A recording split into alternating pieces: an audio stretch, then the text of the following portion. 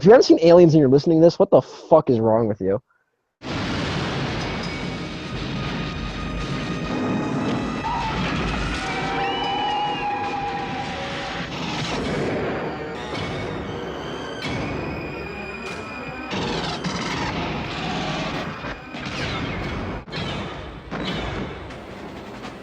There's movement all over the place. 5 meters, man. 4.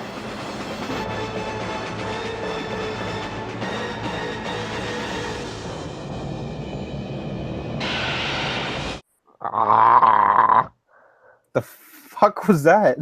ah, That good, huh? fucking bullshit. Whatever. How are we recording? Yeah, I'm sorry. that's all right.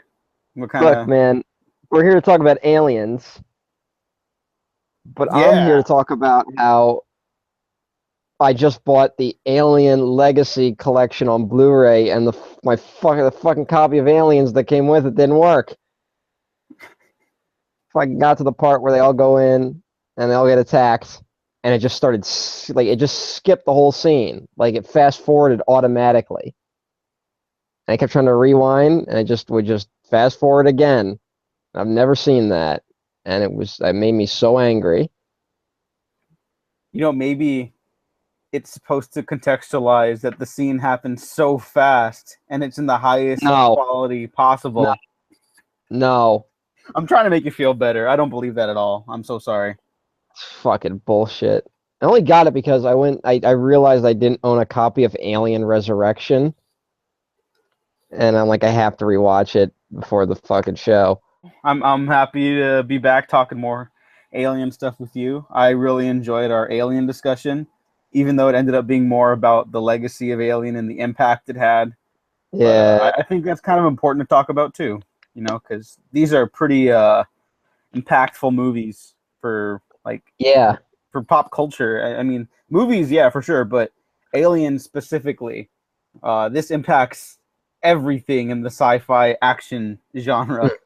Yeah, it's so weird to see you don't see movie series where both entries seem to have the same amount of effect on pop culture. Like there's before and after Alien, and then there's before and after Aliens, and you can see Yeah, a big that, shift in how sci-fi horror movies are made after both of those. yeah, that just doesn't happen ever. It's not just a modern day thing. I think that's Yeah, I like don't think other than Star Wars, you have Star Wars and then you have Empire Strikes Back, you don't have anything like it. would you consider The Godfather Part 1 and 2? I Yeah, mean, but I wouldn't say there's only a 2 year difference between Godfather and Godfather 2. no, yeah, okay, yeah, no, I see what you're saying. Like I'm talking about there's a big shift in how culture perceives film series and movie making after Alien and Aliens and Star Wars and Empire. But Godfather is just there was Godfather and then Godfather Part 2, which just both happen to be amazing movies. Let me tell you my experience with Aliens. Yes, let's get into that. Story kind of. So my dad wasn't the most responsible parent when it came to what pop culture he exposed me to as a kid. He showed me the scene in Pulp Fiction when everyone gets shot when I was 5. So, because he said, hey, they talk about hamburgers right beforehand. That's funny. And then I saw him fucking shoot Brad in the fucking face.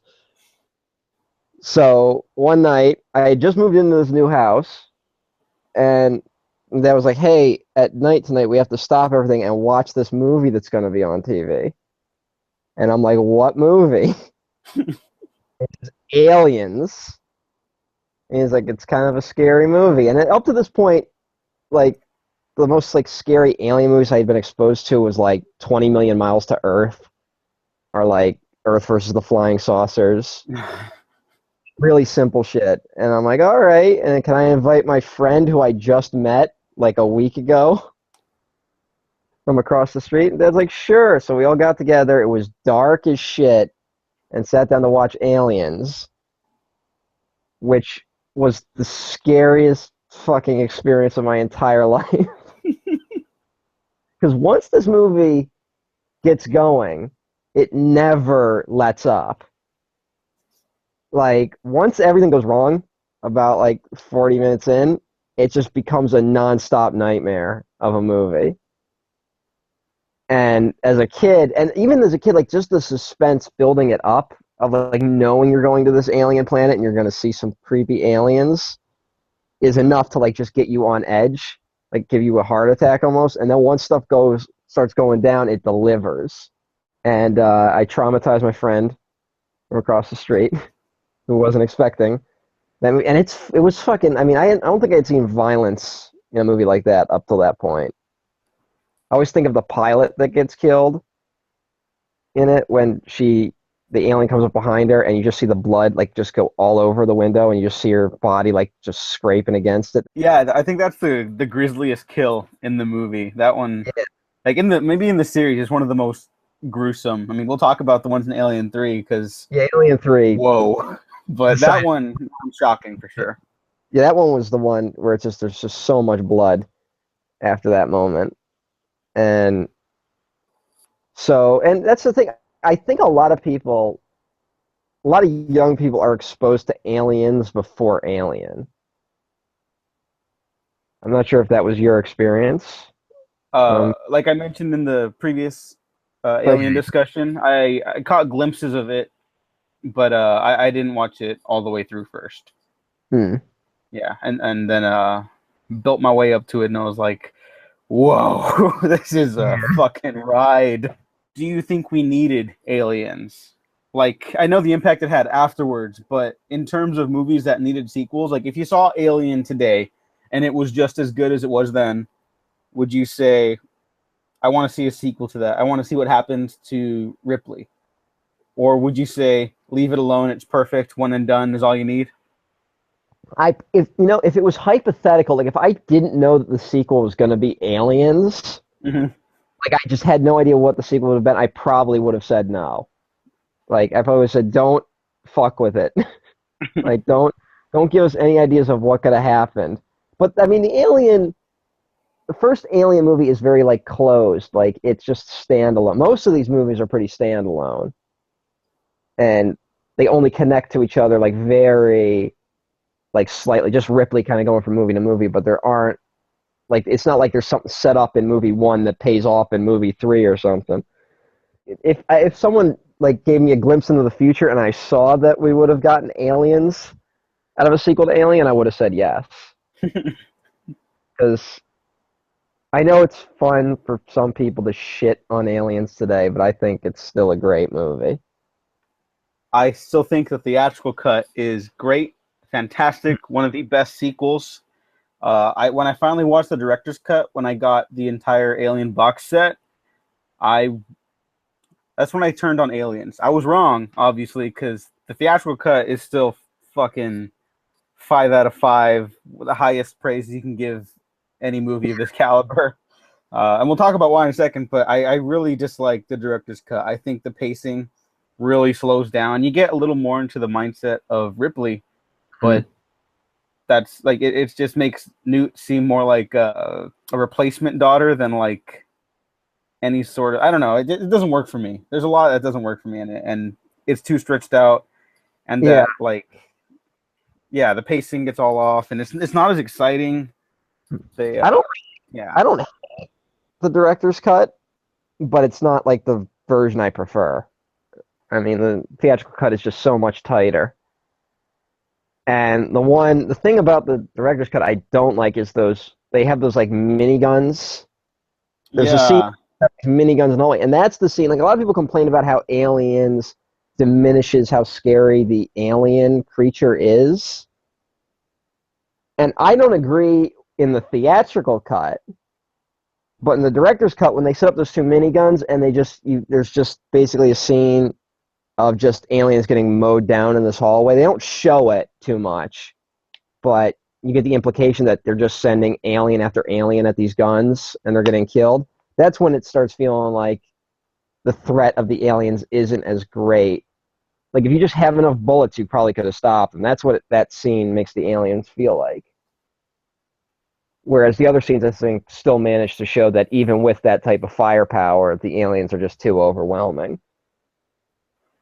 Yeah, I've never been a fan of that scene either. And then early on with the colonists, where you get to see the colony functioning like a normal colony, Hmm. and the family stumbles across the ship that Ripley crew stumbled across. Hmm. Uh, I don't like. I can see why they took that out. It doesn't Yeah. really work at all. Like it just shows you what it was like before, and then you come across it again later. But you are when you get there, you understand enough of the circumstances behind it. They tell you everything you need to know before Ripley goes back on this mission with the Marines. That it's just a nice little colony for families to explore the outer planets and whatnots, and And then every correct me if I'm wrong, but doesn't the director's cut, when they show the colony, don't they basically give away that the company has told them to go out to that site? yeah. You don't in the theatrical cut, you don't discover that until later when she Yeah, it's a confronts big Bert. deal. But in this version, it's okay. They said go check out this spot, and we don't ask too many questions around here.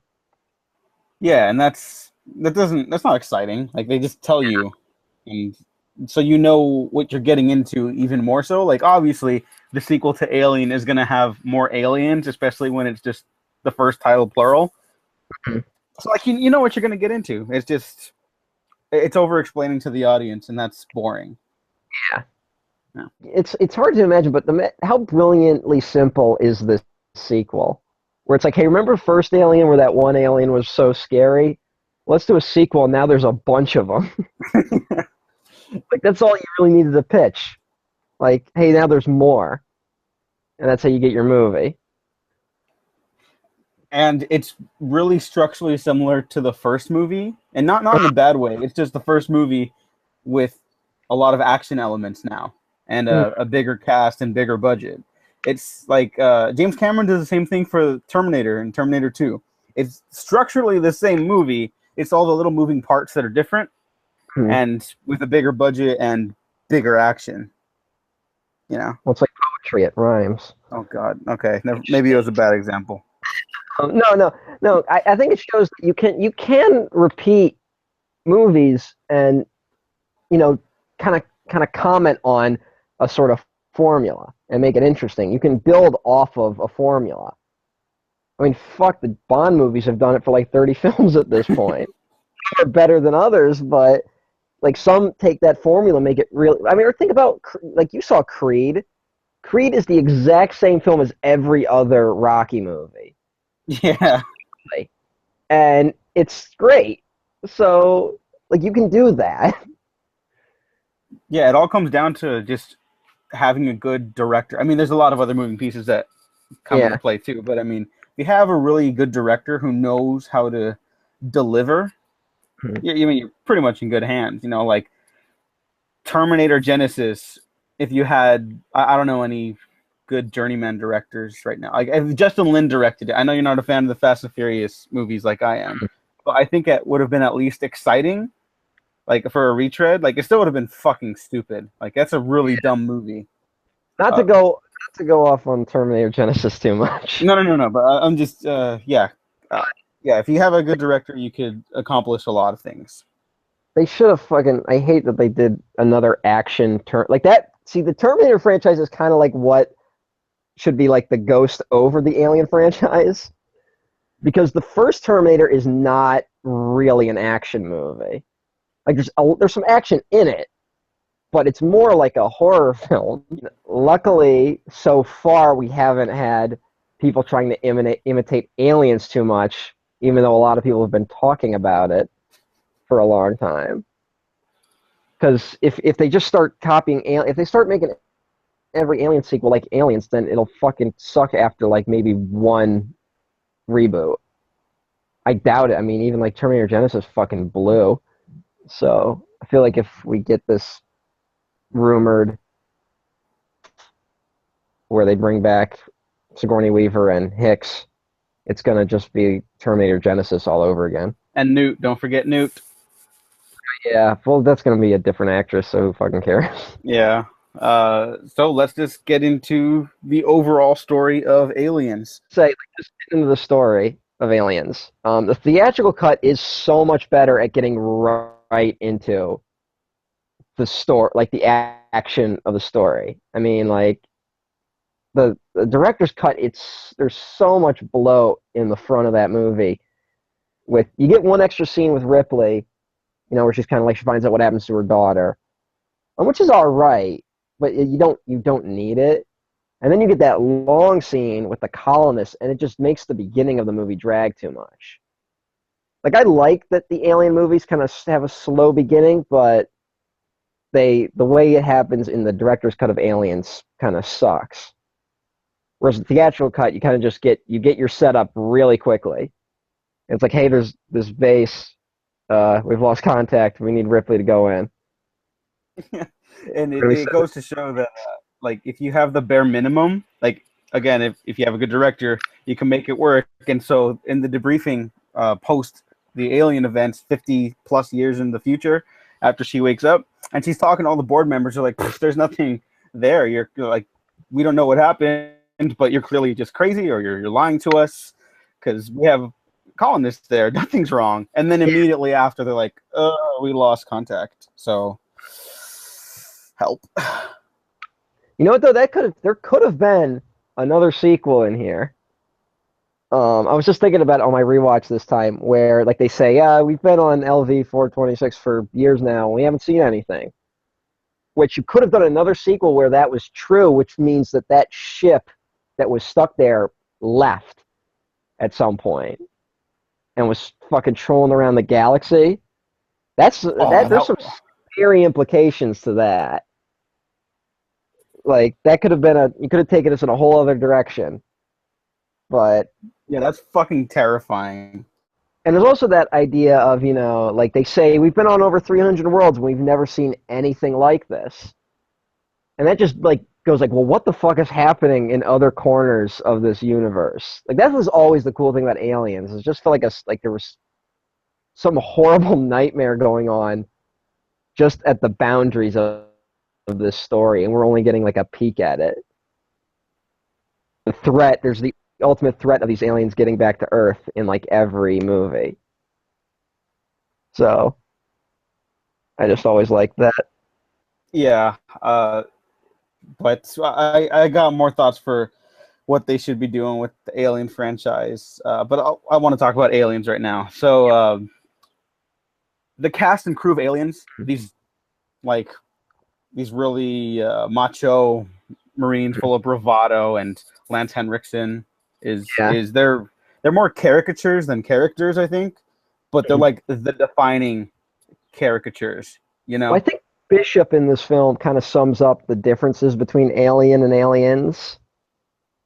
Like, think of the performance, like, think of Ash, the android, in the first Alien, how, like, subtle that performance is. Like, there's a plot twist there, so you have to hide it, but, like, think of all the subtleties in that performance when you go back and rewatch it and he's an android. Whereas in Aliens, they go out of your way to make sure that Bishop is an android. And we're going to give him this whole scene with a knife where no one in the audience will be confused. All right. Hey, what are you doing, man? Hey, what are you doing? Come on, quit messing around, Drake. Come on. Bishop, hey, man. Do it, Bishop. Hey, not me, man. Yeah, you. Hey, come on, quit messing around. Don't move. Come on. Trust me.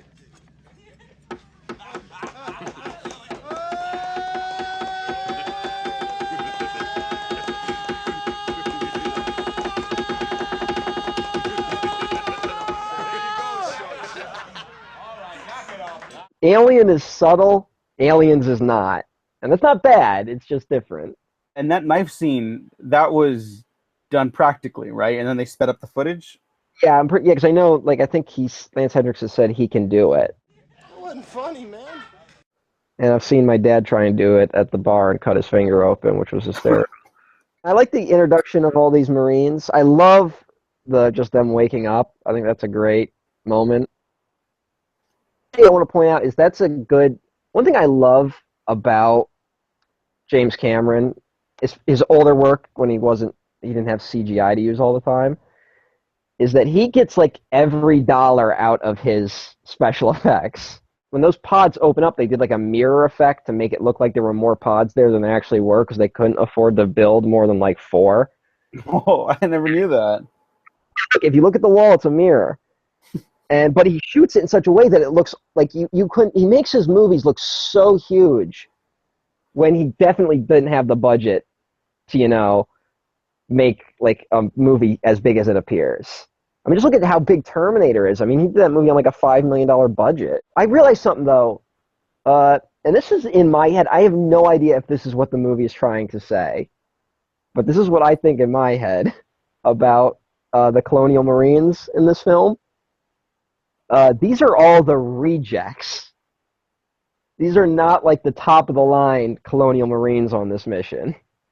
This is like, like the squadron from Stripes. Because they're the guys they send in on, because they're talking about like, is this another bug hunt? Meaning they've been on like a bunch of missions like this before, and so they're not expecting a ton. They're just expecting like, a really simple mission. So they didn't send in like a great squadron. And the way they behave, they don't exactly come across as the best behaved soldiers. So I think part of the movie is that these guys are all, like, and the guy who's in charge has fucking been on no missions. So I think part of what this movie is doing is just setting up that these guys are all a bunch of losers. Especially Hudson. Oh, Hudson, he's the worst, but that makes him like the best. Yeah. Bill Paxton's fucking awesome in this role. He won like a Saturn Award, right? Really? I did not know that. Yeah, or he was at least nominated. But I'm pretty sure he won. But that's cool. An interesting interpretation. I never really thought of it that way. I'm just saying, I don't know if that was the intent, but I like thinking that. Especially because a lot of like the fandom that surrounds this movie treats the Colonial Marines like they're super badass. And I definitely don't see the movie like thinking that. I see the movie seeing the Colonial Marines as a bunch of tough talkers who then when the shit gets real, they fall apart. The movie works either way because your interpretation, it amplifies the heroicness towards the end of it with like Hudson in particular, like he finally like stands up to the aliens and then he fucking dies. It's kind of sad. And then gruesome. Yeah, like he just gets fucked up and you don't see it, but you can just like imagine it. And then even if they are portrayed as like the biggest badasses, like it doesn't matter because the xenomorphs are like unstoppable. Yeah. And so that also makes it scarier. So either way, I think it works. But I never really succumbed to the theory that Aliens is like pro these Marines being badass, which you're a good point last time when we spoke. Alien Colonial Marines was probably a bad idea from the get-go. Yeah. Yeah. And the other thing is there's a good like comparison between both Hicks and Hudson as characters. Because Hudson, like the whole time going in, Hudson won't shut the fuck up about how badass he thinks they are and how they're going to kick everyone's ass and they're going to rule. And then when shit goes wrong, Hudson turns into like a blubbering baby who can't handle anything around him. Great! That's just fucking great, man! Now what the fuck are we supposed to do? Why don't you put her in charge? Hicks, they kind of stole this from The Godfather, where when they're in the drop ship and Hicks falls asleep during the drop ship, and like, which is a good, like, indicates like how cool and collected he really is under pressure. She knows like what they did with Michael in The Godfather when they're standing out in front of the hospital pretending they have guns. And they show and after the scene, they show the one guy's hands are like shaking like big time, but Michael's hands are steady, which is the hint that he's going to be the real gangster at the end of the movie. And this one sets up that Hudson is, Hicks is, he's quiet, but he's going to come forward and be the guy who can take charge under pressure, which he eventually does. We're some real pretty shit now, man! You finished? These characters are really well established, even though they don't have like arcs. Not every character needs an arc anyways, but they're well thought out, and you understand each one individually, which is a big problem as the franchise progresses. But you still get really good outlines here. But I also want to say that if we're succumbing to your theory about them not being the biggest badasses, the only two badasses are Drake and Vasquez. Well, I have a theory about Vasquez. Okay. I think Vasquez has been discriminated against because she's a woman. Have you ever been mistaken for a man? No. Have you? like she is badass. She is the only genuine badass in the group, but they've never given her the right, positions because she's a woman. You're just too bad. Given the gender politics in this series, and we're rolling with your theory, that makes also perfect sense. Exactly. See, I'm fucking brilliant. Just tone it down a bit there. I don't know about that. Okay. Yeah, Vasquez is like the best. I mean, it really sucks that the actress is not actually Latina. Yeah. So I have iffy feelings about that now. But if I could separate that, she's a great character. Well, here's some. I didn't know that when I was a kid. Yeah, no, me neither. I I found thought that out like 2 years ago. so. Like to me, she was a badass Mexican character. Like, so I don't know. It's still racist, but I was just I was just thinking about it. Like I didn't realize that until I saw it. Until I realized that it was the same woman that was in Terminator 2. Then I was like, oh yeah, that's not good. No, see, I realized it when I was watching Lethal Weapon 2. I was like, oh yeah, it's Oh yeah. oh. She's also in fucking Titanic. Oh, fucking James Cameron. I think she's Irish in that. Oh, God damn it. So there you go. I mean, she's good. She's good. So nothing against her. It's just, Yeah, yeah. in this movie, but that shit don't fly in 2016. Fuck no. I'd be fucking livid if that happened now. I mean, I'm fucking, I don't want to get into the whole thing about that. In Alien 5, Johnny Depp can play Sergeant Sanchez. I'm going to kill myself if that happens. Jesus Christ. So the aliens get some more backstory this time around, and I think for this movie it works wonderfully. For everything else, people have learned the wrong lessons from it. Yeah, well, this actually causes a problem. Yeah. There's a problem caused by this. First of all, just a quick aside. This is the first movie I think where we hear the word xenomorph. Yes, you were right. When I rewatched it, you were right. But I don't. Here's the thing: is that the official name that someone at the company gave these aliens, or is that just a term for like generic alien creature? I think that was a term for a generic alien creature, and then because of aliens, it became assimilated to the alien. Because it's such a quick throwaway line where the guy's like, and there might be a xenomorph on the premises. And the guy's like, a what? And like, a xenomorph. And then bug hunt. And then, like, so it's not like that was the official name. I don't know. So it's weird what's gotten taken from this movie. But then again, I guess I shouldn't be shocked. Most people, when they, because a lot of sequels end up being fan fiction, especially today. And lots of fan fiction takes the wrong lessons from this kind of shit. So, yeah, like possibly bringing back 2 characters who died in the 90s. Yeah, 20 years ago. That would be dumb. That'd be dumb. If they ever did that, that'd be the stupidest fucking thing. Yeah. But the designs of the alien hive and the queen, like that stuff's all real creepy and nasty. That's great. Yeah, like the first Alien, you talked about the juxtaposition between the ship, like the industrial ship, and the alien ship. Here we get sort of the industrial stuff, not as heavy, obviously. It's much more aesthetically appealing if it's not like torn down by the alien attack. And then we get this new gross, like slimy larva. It's kind of molding with the like the industrial aesthetic.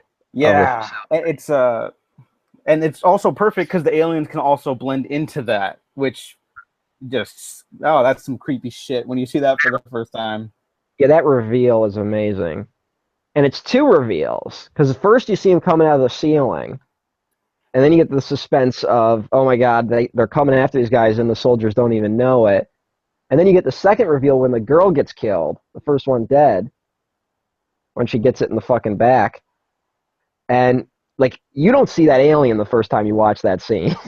Yeah. You don't see that alien on the wall. And then it pops out and you're like, what the fuck? That's the other thing. That scene is great just because of how fucking wrong everything goes. Like just after all this buildup with these tough Marines, and then the setup of just they can't use any of their firepower because it could set off an explosion. So they collected all the magazines, and just that girl getting taken out immediately, and then the one other guy getting set on fire and then falling to his death, and then the fucking magazines catching on fire and exploding and killing another guy, and then everyone getting separated, and then one guy getting taken out off screen, and then the Sarge getting killed. I mean, and then we immediately get into like when they start getting pushed back, you see just like the big problem with fighting these aliens is that once you hit one of them, that acid blood goes everywhere, and that kills one of the guys and then fucks up a couple of them when the acid gets in the rover. Yeah, it fucks up Hudson's armor and his arm. And yeah, it seems so good because, like, handles better than the theatrical version, but like in the first movie, you get to know everything you need to, setting, characters, establishing whatnots, and then during that attack, it just, I don't think many movies ever have that sort of release of tension and horror like this one does. And it's really fucking exciting too to watch. Like I would love to watch Aliens on the big screen with the crowd because this is, I mean, a lot of movies are described as roller coasters. I think this is like one of the pinnacle descriptions of that movie because then from then on out, it's nonstop, baby. It's after that, it just never really lets up. Like even the quiet moments have tension in them, just because at any moment something could go wrong.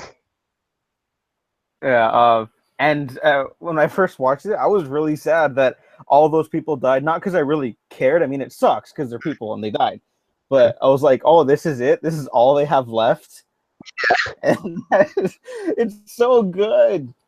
I remember as a kid being shocked that the Sarge got killed so quickly. Because that guy seemed like he was the only one who knew what the fuck he was doing up to that point. And I'm like, he'll be fine. He'll make it to the last reel of the movie, and then he fucking gets right in the middle. And you're like, what the? And that was the thing. This doesn't happen. I mean, I guess Aliens isn't technically a kids' film, but a lot of kids have watched it. There are a lot of these movies like Aliens that are like PG-13 ripoffs that I feel like don't have the same kind of consequences that Aliens has, where you pretty much lose everyone by the end of the movie. Like, save Hicks and Newt and Ripley. Bishop counts, but he's, torn in half. He's torn in half. He was all fucked up. But, Hudson's the comic relief, and he dies, begging for his life.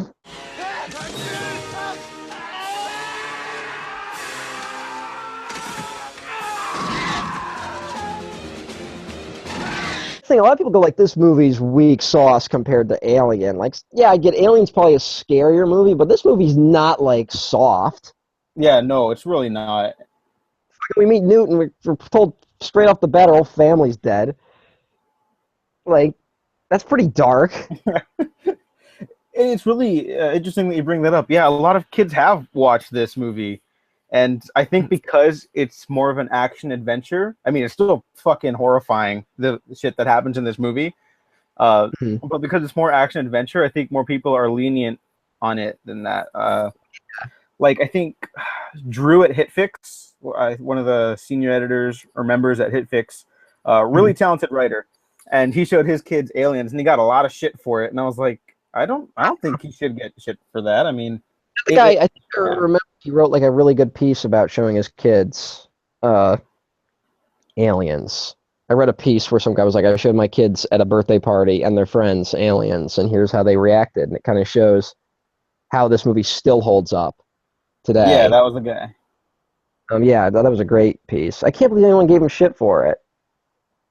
Yeah, I mean I kind of understand. I mean, I think maybe I was a little too young at 5 to see, but in retrospect, I think it was good for me because it sparked a lot of creativity in me for a long time. So I don't know. I don't know what's the right age for certain movies. Just don't show them Blue Velvet until they're 18. And to be fair, I wouldn't show them Alien 3 afterwards. That would fuck me up if I saw that when I was 5. If you watch Alien 3 right after Aliens, it wouldn't be a good idea. So, Oh although boy, I've I seen, really love Hicks. I can't wait to see what they do with that character. yeah, Uh, yeah. I'm just thinking, like, if my dad had shown me Alien when I was 5, I probably would have been too scared because that movie is like kind of a nightmare, and like it's more Lovecraftian than Aliens is. But Alien like has like more fun characters and not an overtly oppressing world around it, just a slightly oppressing world. Yeah, and everything still, for the most part, tries to kill all the protagonists. I think that's a really essential part of this franchise, where everything has to be against them, along with the alien. So you have, instead of being out in space, they're stuck on the planet, which is still pretty scary. But then that nuclear reactor starts acting up, and they only have like 4 hours to escape. There's that, but And just to get the idea that there's all these aliens running around, like that's enough. Like that's you're fucked. I mean, there's not much to do at that point. And like also, there's a weird so like there's that line Newt says that a lot of people repeat, where she's like, they mostly come out at night, mostly. But fucking that planet is so fucked up. I can't tell what's day or night. yeah, I can't. I whenever she says that, I'm like, is it night now, or are you saying it's going to be night? And then I just remembered that she says it's going to be night soon, or it's going to be dark soon. Maybe the aliens just have a really good biological clock. I It's think Giger worked that into the designs. He was like, oh yeah, and they have little watches. yes. Yeah. Giger, who they brought on to design the Queen Alien for the movie, and James Cameron, being the egomaniac, fired him because he wanted to design it himself. Of course. And then Newt never worked again on a movie, right? She wasn't an actress. I think they found her at like a school.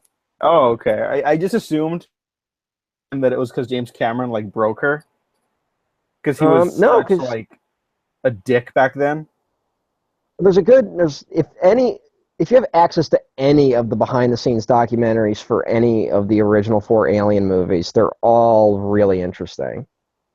Um, especially Alien 3, which is a mixture of people apologizing and pointing fingers, and Alien 4, where everyone's trying to pretend the movie wasn't bad. But the girl who played Newt, they interview her, and she was like, "Well, She mentions they were talking about at the time bringing her back for Alien 3, and that it was going to be Newt, Hicks, and Ripley in Alien 3. Like that was talked about at one point. So I guess the girl was like excited to do another one. They just didn't do it. Back to Aliens. Ripley has a more pronounced arc this time around. It's not just survival; it's about her kind of finding this surrogate family. Mm-hmm. I, Which is yeah, it keeps the movie going. yeah, But like, I think it's well done enough. it's well done enough. I'm just not a giant fan of it. It's just like it's it's good. It makes you fucking care about what's happening, but that's about it. I'm not super invested in Ripley finding their family like after this. Like I don't give a fuck if they go home and then live a happy life. I just wanted to see how this movie plays out. But it's good to give her something. And this is the one where she really starts taking command more. I mean, right off the bat, she's already like barking orders at people. Like she's got like that guilt of what happened, and she's still like got like PTSD, but she's still making it clear that she's not fucking around when it comes to these aliens. Actually, there's a great scene early on I want to talk about where they go to Ripley and they're like, hey, we lost contact with the colony. We want you to go back. And she's at first like, no. And there's the scene where they try and bribe her. They're going like, hey, we'll get your license back if you do this. And like for a second, she's like, thinks about it. And then she's like, no, I'm not. Because I think that's in her character to say no to an offer like that. And it's eventually her guilt of just like what's left undone on that planet. That she knows there's more eggs, and that she knows that something had to have happened to this colony that gets her to go. We forgot to talk about what might be the scariest scene in the movie, which is when Ripley and Nuke get locked in the room with the 2 face huggers. Oh, and it's so gross. I don't know why. It's always the pinning it against the wall with that turned over bed, and it's just a little noise like it's so gross. This really sets up how like vicious and intense those things are. Because in the first movie, the one just shoots out and gets on his face. Like it's a real quick scene. Whereas in this, you see him like running. Like what if like just like a bunch of these things got out, and you know the moment they get on your face, you're fucking dead. Like there's nothing you can do about it after that. So just watching them scurry around and just throwing anything you can at them and nothing stops them, just those little like pattering of feet. It's so unnerving. And they should mention they were let loose in the room by Burke, the company man. And I think I don't remember the name of the actor who played him off the top of my head, but his performance is so awesome in just how much of an asshole he is. Paul Reiser is really this entire cast is real good. Yeah, because like he seems like a nice enough guy. Like, all right, a decent company guy is better than a fucking android. And then the android turns out to be the nice guy, and the human turns out to be the asshole this time.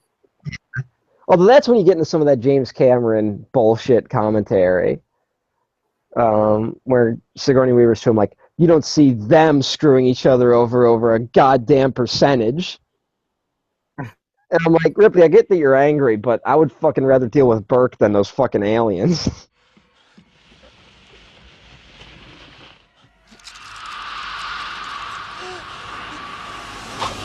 Yeah.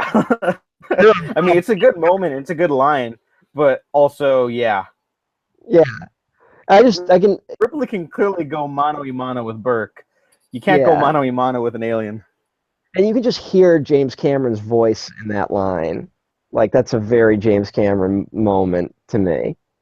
No, I love Paul Reiser in this. Just like I made a decision, Ripley, and it was wrong. It was wrong. Like, just is like trying to downplay that he got everyone killed. You know, because at first it's like, oh, well, you know, he's on Ripley's side when they're back on Earth or on wherever, right outside of Earth. And then, it was wrong of me. And pathetic. Yeah, he's pathetic. But one thing I want to say is that he's given a little more like nuance than later James Cameron corporate villains, like rich villains. Because in this, like, I can't imagine what you're talking about. He only goes after Ripley and Newt because he's desperate at that point. Because like Ripley says she's going to expose him, and so he knows he has to fucking get rid of her, or else he's fucked. And like when you see like him when he turns off the camera, when he sees them begging for their lives, he's not doing it like with like a cackle on his face. He's like clearly like unnerved by what he's even doing. But his morality, he's overridden his own morality for his own safety, as opposed to protection of the group. So I just like those little moments because he's not just a cartoon villain, like a fucking Captain Planet villain or something. This is a problem I have with like every James Cameron movie, is it always feels like it goes on a little too long. No, you're correct. I feel that way about it. Even the theatrical version, as it's not as tight as Alien. I think it's in the same like league as the first film for sure. But it drags a little bit in the middle after the initial attack and that really gruesome plane crash with the corpse smeared up against the wall. I don't think that's where it drags. Oh, really? Where do you think it does? The moment after, like, they make their last stand, everyone runs, Hudson dies, and fucking Vasquez dies. The moment when Newt falls down the shaft into the sewer, I'm always like, every time I watch this movie, I'm always like, come on. I'm like, this is so, like we were out of here, and now it feels like we're just dragging this out a little longer. Like, the whole sequence with that Queen alien until they leave, I feel like is a little too long to me. I get it because you haven't introduced the Queen alien up to this point. So, then, if you want to have the climax that you eventually have, but it just, that section right there always feels a little long to me. I'm also, I gotta be honest, like I haven't said this yet, but I'm not like a huge Newt fan as a character. Like, I'm not one of those guys who's like super upset that Newt is dead in Alien 3. It's just I because like the character, I but like the character, not and the also actress so much. she's the little, just kind of child actor, not great. She's Um, not Macy Williams on Game of Thrones. no. Oh, she would have been a great Newt, but I'll let you continue. Oh, I'm sure she will be. Fuck me. Curse yourself, man. I don't know. It's just she never stuck with me as a character. She more like felt like a prof, which is kind of what she is. And she eventually turns into, when you're seeing the scenes of fucking Sigourney Weaver running, carrying Newt, she's carrying a dummy, and it's a little obvious. But I never noticed that. I'll try to take a closer look next time. But yeah, I've never noticed that. look for the long scenes where Newt's body doesn't move at all while being held by Ripley. I also want to say that Newt is a better idea for a character than she is in execution. So like I like the character enough to care that she dies, and I care about her safety, but she's clearly just like more of a plot point. Like She's better than some of the things they try and give Ripley in, I guess I'll just say, one of the sequels. good man, good man. Also, let's just talk about for a brief second how easily this movie could have just been Alien again, where it was just one egg, one alien on a space station somewhere. Like that could have easily have been the sequel to this movie, and they thankfully didn't do that. That would have been so boring. Yeah. I mean, even if you get James Cameron to do it like he did Terminator, Mm-hmm. it'd still be the same story without any of the flashy flair that he brought to Aliens on the, like, I mean, everything in Aliens is like times 100. Like, okay, you got 7 people on a ship in space. We've got over a dozen people on a planet in space with 200 aliens or whatever. Yes. And it's fun. I mean, J.J. Abrams does that for like everything, especially with Star Trek. Yes. And you can look at the good and bad end of that by watching Star Trek 09 and then Star Trek Into Darkness. So maybe it works for one movie. Don't do it again. Yes. Also, I guess we should briefly mention how influential Aliens has been on video games. Halo is just aliens. Halo, I mean Contra, which like blatantly took the alien like image and used it in the video game. Fucking Metroid, which I know was hugely inspired by the aliens. And also this movie, that was the thing I didn't mention. One thing this movie doesn't get enough credit for is I'm pretty sure it's the first movie to do like military science fiction, which is a whole subgenre of science fiction, of stuff, like Starship Troopers, like the book. And there's a lot of military sci-fi out there, and I think Aliens is the first movie to visualize that. And James Cameron doesn't get it, because like people kind of just write it off as, oh, James Cameron just wanted to do an action movie in space, but he put a lot of effort into making sure this movie still worked as a science fiction movie, and what the military in the future might look like. Just felt like throwing that out there. I never thought about that, actually. I can't think of another movie before this that did the military sci-fi thing. Can you? No, I'm just looking at a picture of Bill Paxton like smiling with his hands over his chest. So I kind of zoned out for a second. He looks pretty happy. Hey, good job, Bill Paxton. Yeah, you're kick-ass in Aliens. You were a Twister. That movie fucking sucked. Okay, so the Aliens 30th anniversary this year is going to be celebrated at Comic-Con. I think I'm going to be there that day. I don't actually have tickets. I'm just going to say hi, because I like San Diego. I got some other people I want to see. Maybe Sean. Maybe I'll talk to Sean. So you're just going to be like outside of Comic-Con? Yeah, I'm going to go grab some beers with people and then just kick it with like cosplayers. But anyways, the Alien 30th anniversary, James Cameron is going to be there with Sigourney Weaver, Paul Reiser, Bill Paxton, Lance Henriksen, like the whole main cast. Michael Biehn, I think, is even going to be there. That's awesome. Yeah, I'm like 99% sure that they're going to announce Aliens 2 or Alien 5, as it were. God, you know what? Because it's a Comic-Con crowd, they're going to cheer. Yeah. Because the fucking morons cheer at everything. Those hapless losers. Because I have a love-hate relationship with everything in existence. Yeah, that's fair. But like, I just wish I could get a report of like audiences booing at that, but I won't get it. Like, do you realize like how much my Grinch heart will shrink in delight if I hear that they booed?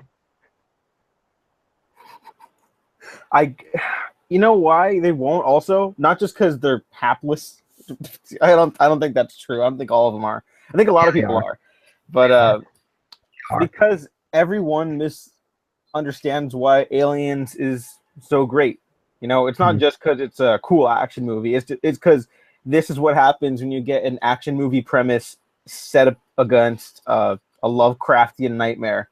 Shit's scary. I mean, the action's there, but the point isn't that like all these Marines are mowing down aliens left and right, like some badasses. Like they all die, every single one of them, and that's what makes it an interesting premise. Not that they win. I mean, they do win, but everyone's dead. So This would be like if some moron thought the interesting thing about the characters of Batman and Superman would just be them fighting each other. Like if they thought they could sell a whole movie based on that premise.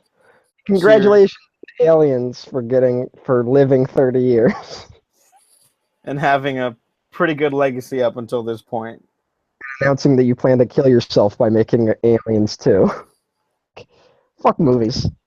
Okay, where can the people find you online? TN at twitter.com. Yeah, links down below. Dago Waffles on Twitter. Audiences everywhere.net. Waffle Press on YouTube. Like, subscribe. If you didn't like this, like and subscribe anyways, because you might find something you do like. Yeah, assholes. Bye. You're going out there to destroy them, right? Not to study, not to bring back, but to wipe them out. That's the plan.